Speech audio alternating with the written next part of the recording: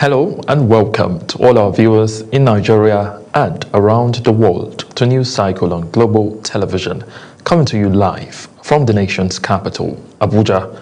I am Mukhtar Kasim.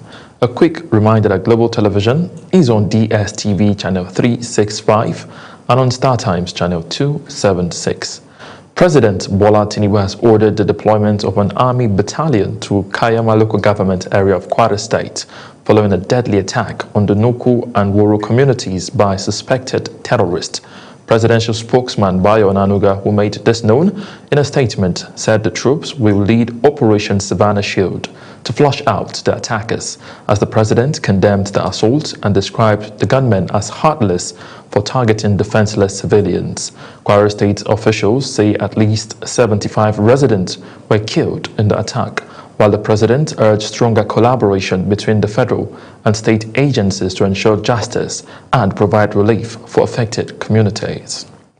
Meanwhile, Vice President Kashim Shettima has commended Ebonyi State Governor Francis Nwifuru for what he described as a mature and unbiased approach to restoring peace after the Osoeda and Amasori crisis. Speaking at the Southeast Stakeholders Forum in Enugu State, Shettima expressed confidence that the governor's action would deliver lasting peace in the affected communities.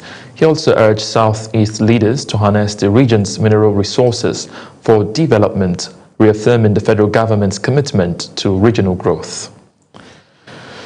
The Senate has passed the Electoral Act Amendment Bill 2026 through third reading, but rejected proposals to make the electronic transmission of results mandatory. Instead, lawmakers retained the existing provision allowing INEC to transmit results in a manner prescribed by the Commission, with Senate President Godswill Akpabio insisting electronic transmission is already existing in the law. The chamber also amended timelines for the notice of election and candidate submissions, adjusted penalties for permanent voter cards trading, and set up a conference committee to harmonize the bill. The Senate Minority Caucus has dismissed reports that the National Assembly has scrapped electronic transmission of election results from the ongoing Electoral Act amendment process.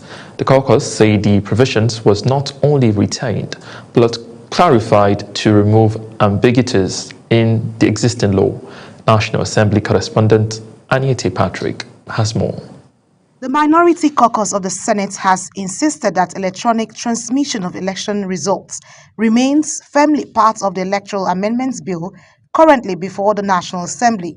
Addressing journalists at the National Assembly, Senate Minority Leader Senator Eyinaya Abaribe dismissed claims suggesting that lawmakers voted against electronic transmission of results.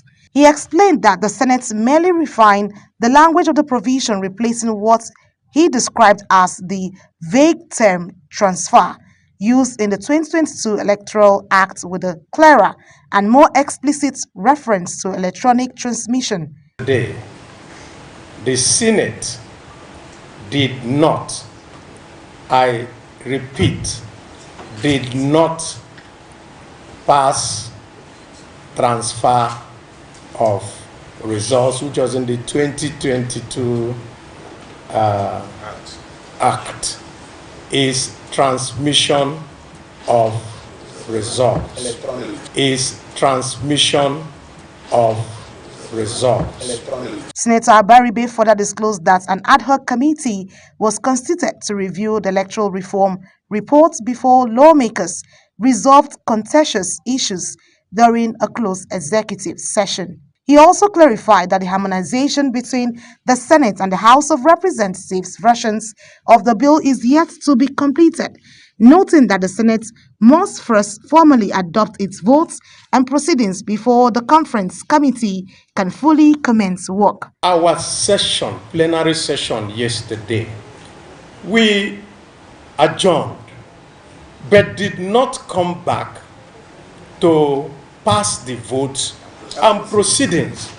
And that is our rule, and you all who are here, you know it. The Harmonization Committee cannot meet because the document that we use to go to the harmonization is the document passed by us and ratified by the votes and proceedings. So there's still one more step left by the Senate to take. The Senate had earlier set up a conference committee to reconcile differences between its version of the Electoral Amendments Bill and that passed by the House of Representatives. From the National Assembly, Aniete Patrick reporting for Global TV News. To Anambra State, where the House of Assembly has passed a bill seeking to establish the Anambra State Public Complaints, Financial Crimes and Anti-Corruption Commission into law. The passage followed a resolution adopted during plenary after lawmakers considered amendments made at the Committee of the Whole stage. The Majority Leader of the House, Ikenna Ofodeme, moved the motion for the third reading of the bill, which was seconded by the Deputy Minority Leader, Nobel Igwe. Presiding over the plenary, Speaker of the House, Somtochukwu Udeze, commended the Joint Committee for its diligence in fine-tuning the bill before its passage. Nigeria and the Kingdom of Saudi Arabia have moved to deepen their diplomatic ties and overhaul pilgrimage administration following a high-level meeting between the Nigerian Foreign Affairs Minister Yusuf Tuga and the Saudi Arabian Minister of Hajj and Umrah. Ramzi Enoch reports. During the engagement in Abuja, Nigeria's Foreign Affairs Minister emphasized the visit reflects the enduring bonds of friendship and brotherhood between the two nations, rooted in shared faith and mutual respect, while conveying President Bola Tinubu's message to King Salma bin Abdulaziz Al Saud and Crowned Prince Mohammed bin Salman. The minister reaffirms Nigeria's intention to strengthen bilateral cooperation with the Kingdom of Saudi Arabia. He also appreciated the Saudi government for its recent infrastructure investment and visionary reforms designed to enhance the safety and experience of global pilgrims. Nigeria and Saudi Arabia share a relationship deeply rooted in creed, mutual respect, and strong people-to-people ties. Over the decades, this relationship has continued to flourish across political, economic, cultural, and spiritual dimensions. Cooperation in the administration of Hajj and Umrah remains one of the most significant pillars of this partnership, reflecting our collective responsibility to safeguard the welfare, dignity, and spiritual fulfillment of pilgrims. Yusuf Tuga, Foreign Affairs Minister. The Minister of Hajj and Umrah of the Kingdom of Saudi Arabia, Tafiq Al-Rabia, reaffirmed the kingdom's commitment to institutional cooperation with Nigeria. This meeting also find ways to address consular challenges to combat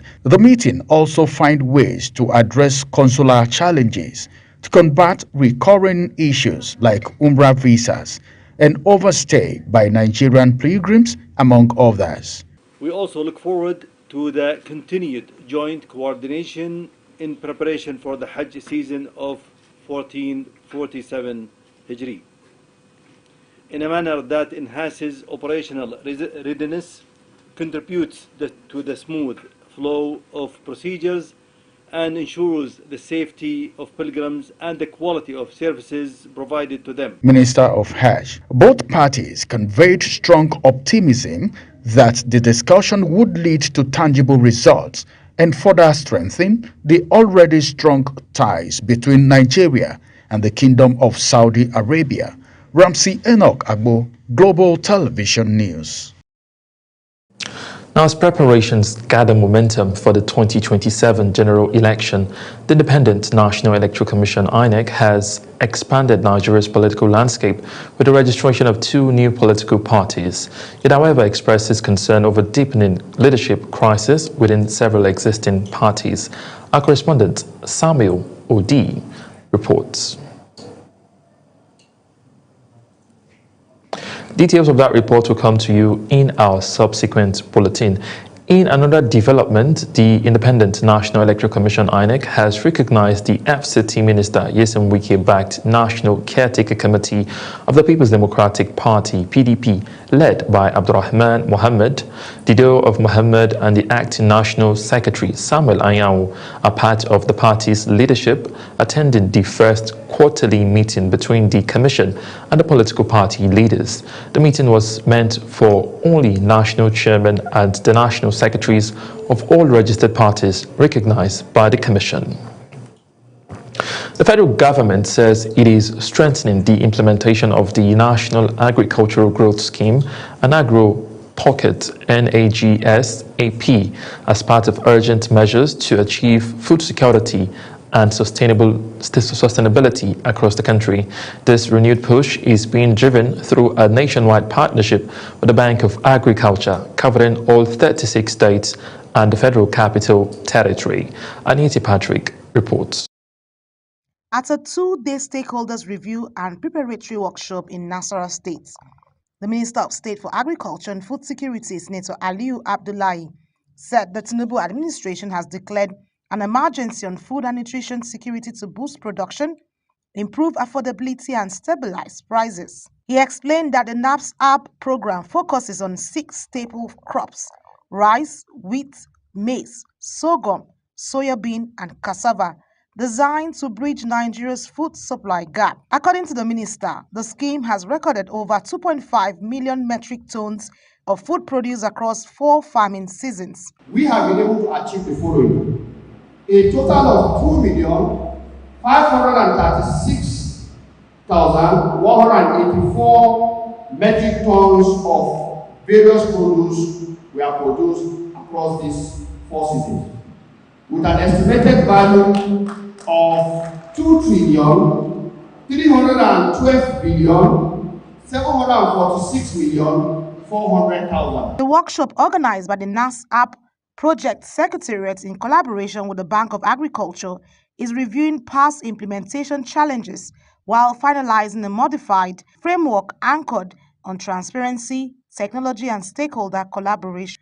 The National Project Coordinator of NASAP, Ishaku Buba, says plans are also underway to roll out NAS 2.0 and a JICA supported program. The overall implementation of the previous programs was largely satisfactory and demonstrated the program's continued relevance in supporting domestic production.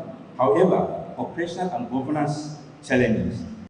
The permanent secretary of the Ministry of Agriculture, Dr. Marcus Ogumbi, represented by the Director of Planning and Policy Coordination, Ibrahim Tanimo, noted that the new ICT-driven platform will link farmers, financial institutions, extension officers, and input providers for better coordination and accountability. Aside supporting farmers with critical farm inputs for the production of priority crops, we also institutionalize support for better performances and sustainability, particularly in areas of stable food production. With expanded coverage, improved financing, and institutional support, the federal government says the strengthened NASAP framework will remain a key driver of sustainable food production and economic sustainability in Nigeria. Anita Patrick, reporting for Global TV News. Still on agriculture, the federal government has begun distributing agro-processing and post-harvest equipment to farmers and agribusiness groups in Nasarawa State to boost value addition and cut losses. Agriculture Minister Abubakar Kari says the intervention, supported by the IFAD, targets rice and cassava farmers with a focus on empowering women and youth and improving productivity and rural jobs. Nasarawa State Governor Abdullahi Sule also says the initiative aligns with the renewed hope as beneficiaries pledge to maintain the equipment to expand output and market access. You're watching the live broadcast of News Cycle. News Cycle continues after this weather forecast, plus business, foreign, and sports stories on the other side of this break. Please stay with us. Glad to have you join us. Daytime temperatures across the northern region are expected to remain very high, with maximum values ranging between 38 and 42 degrees Celsius. Residents are strongly advised to avoid prolonged exposure to direct sunlight, stay hydrated, and take necessary precautions. Thermal discomfort will also continue, particularly across the north-central cities. For Friday, mostly sunny skies will prevail across the northern parts of the country. Further south, increased moisture content combined with onshore wind flow from the ocean will enhance weather activity. This is expected to result in cloud buildup and increased convective activity, especially along the coastal areas and the inland cities of the south. Additionally, isolated thunderstorms may develop over parts of the central region later in the day. And that's the weather forecast for Friday. I'm Safia Sayunusa. Thank you for watching.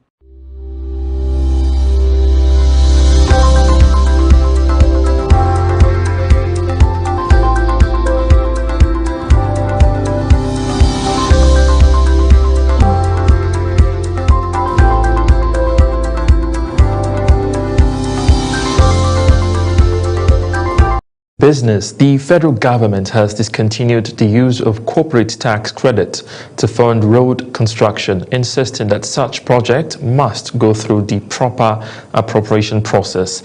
The disclosure was made by Zach Adedeji, Executive Chairman of the Nigeria Revenue Service, during the joint sitting of the editorial boards. The decision signals a shift from the previous road infrastructure development and reimbursement investment tax credit scheme, which allowed major firms to fund federal road projects using tax credits.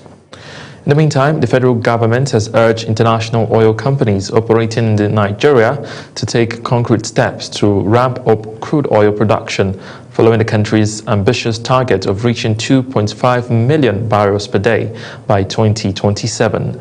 Speaking at the close of a panel session at the ongoing 2026 Nigerian Energy International Summit, the Minister of State for Petroleum Resources, Oil, Heineken Blokwobiri, said the government has created an enabling environment for oil companies to operate effectively. Blokwobiri stressed that the performance of the petroleum industry is fundamentally tied to the success of the upstream operators, noting that the Nigerian economy remains largely dependent on foreign exchange earnings from the oil sector.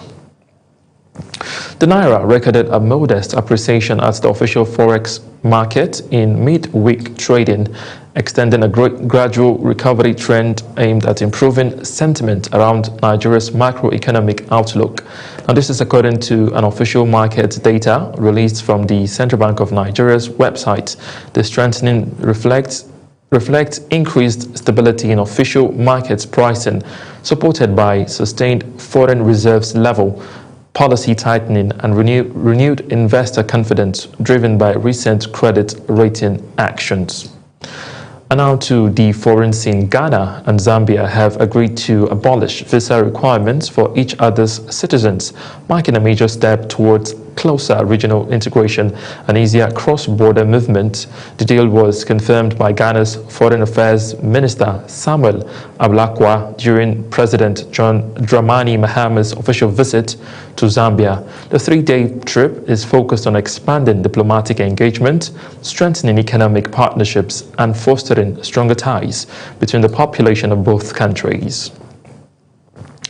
The United States and Iran have agreed to hold talks in Oman on Friday, despite sharp disagreement over the scope of negotiations.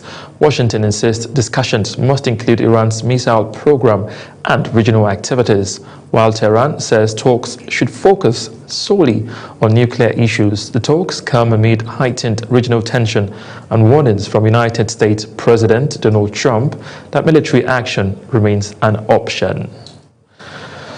British Prime Minister Keir Starmer says he regretted naming Peter Mandelson as ambassador to the United States following fresh allegations about the disgraced envoy's close ties to the convicted sex offender Jeffrey Epstein.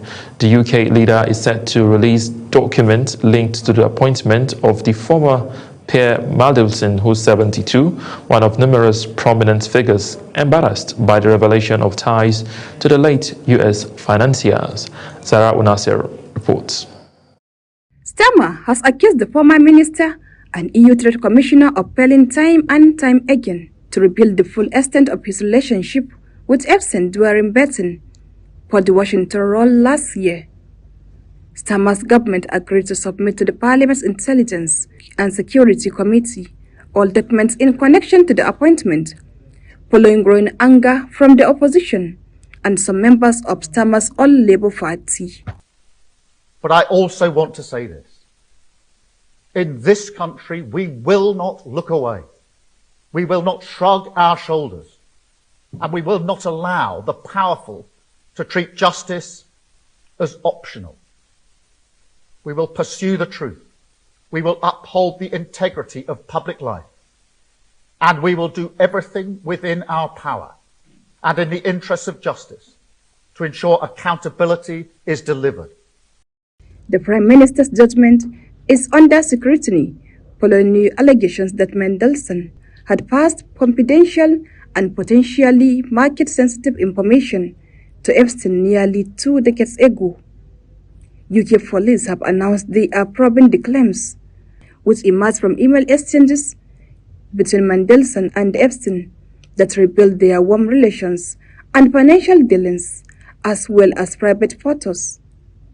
Zahra Unasir, reporting for Global TV. The Nigeria Taekwondo Federation has unveiled its 2026 calendar of activities with emphasis on grassroots development and talent discovery. The calendar was presented and approved at the Federation's board meeting held at the MKO Abiola National Stadium, Abuja. In the communique, the board resolved that zones should be encouraged to organize more tournaments to scout for young athletes. It was also agreed that the zonal national camps be held to select players for the national camp and discover talent. Meanwhile, the Nigeria Cricket Federation has rolled out plans for 2 of its major events in 2026, cutting across women's cricket and grassroots development. The tournament, which began as a bilateral series with Rwanda, was not held last year due to the busy calendar of the Federation. After a 1-year break, the attention will turn to women's national team as the female Yellow Greens will regroup for the women's T20I in March. Now, ahead of this year's tournament, the body has affirmed its readiness to use the competition as a high-performance pathway for the team. Still talking sport, a total of 32 Nigerian athletes, 16 female and 16 males, will commence a 6-week camping exercise in Asaba, Delta State, as preparations intensify for the Commonwealth Games in Glasgow. The athletes, drawn from track and field events, including sprint, relays, jumps, and throws, arrived at the camp for the first phase of the Athletic Federation of Nigeria's build-up program. The camping exercise is being handled by a 6-man technical crew led by Athletics Federation of Nigeria head coach Solomon Aliyu, who will oversee training sessions and performance evaluation throughout the period. That's it on News Cycle. A quick reminder that Global Television is on DSTV channel 365 and on StarTimes channel 276. Kindly follow us across all our social media platforms now showing on your screen using at Global TV NG. I am Mukhtar Kasim, saying a very big thank you for watching.